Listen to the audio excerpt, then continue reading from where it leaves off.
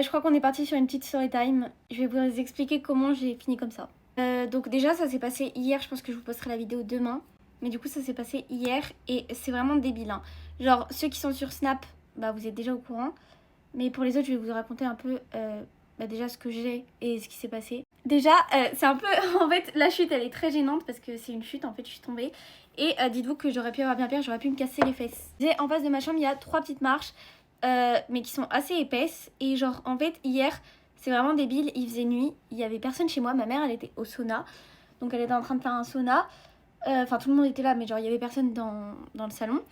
Salomé elle était en bas, donc dans sa chambre qui est au sous-sol, et mon frère sa chambre qui est à l'étage. Donc en fait moi dans la maison, dans la grande maison, j'étais seule. Il y a Naya qui se met à aboyer parce qu'il faut savoir que Naya elle a peur du noir. Donc moi j'étais tranquille dans ma chambre, je l'entends aboyer, je me lève et j'y vais quand même assez vite. Genre en fait dans ma tête j'étais grave flemmarde, donc j'étais grave en mode... je veux la calmer vite, donc j'y vais en courant.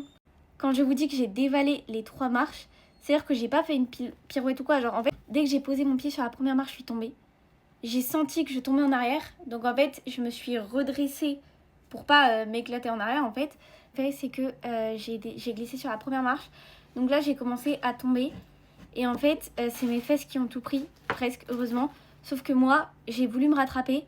Et vu que j'ai glissé un peu vers la gauche, je me suis automatiquement mise vers la gauche. Donc en fait j'ai mis que ma main gauche pour me rattraper. Ma main elle était déjà derrière.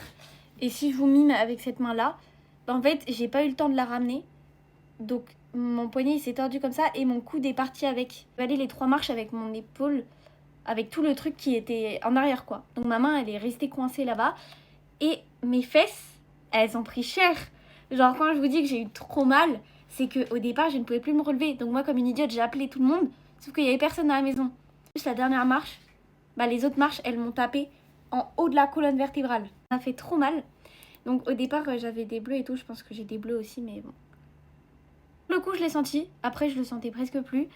Et ensuite ça a commencé à gonfler, donc là c'est tout gonflé sur le dessus et sur le côté. Je voulais trop faire genre mais cette nuit j'ai eu trop mal. Vraiment cette nuit j'ai eu trop mal, du coup le médecin après il a dit de faire une radio. On a fait une radio et là je crois qu'on va bientôt avoir les résultats en ligne.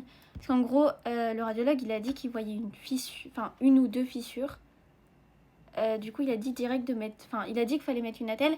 Et après que ce soir il nous enverrait la radio définitive qui a été analysée par un pro pour voir ou pas si c'est cassé ou pas. Du coup voilà pour la petite story time, allez me suivre sur Snap si vous voulez des nouvelles et voir ce que j'ai vraiment et tout, voir la radio de mon poignet qui est très magnifique hein. Du coup voilà je vous donnerai des nouvelles. Du coup voilà.